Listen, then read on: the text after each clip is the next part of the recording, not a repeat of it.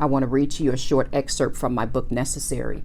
Chapter 1, A Letter to the Enemy, Part 1. And I'm only going to read the first page or so. Did you really think you had free will to do whatever you pleased in my life? You were being played like a puppet all along because you failed to notice your strings. Had you taken the time to simply look up, you would have realized my Father always kept a watchful eye over me.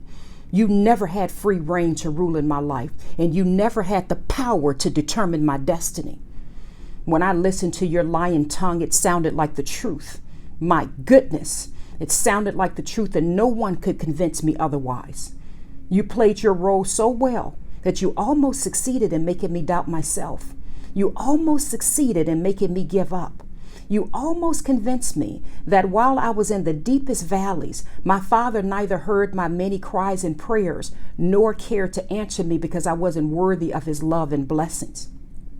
You left me on my knees, feeling unloved, used, angry, abandoned, confused, hurt, and sobbing in pain and grief.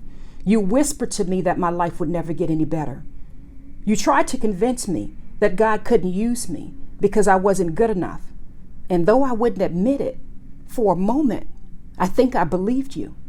But now I must say to you, your greatest mistake was not all the pain and sorrow you caused me. Your greatest mistake was leaving me on my knees in the presence of my Father. That's where you really messed up. That's just a short excerpt from my book, Necessary. I pray you are encouraged. I'll read more at a later time. I love you all.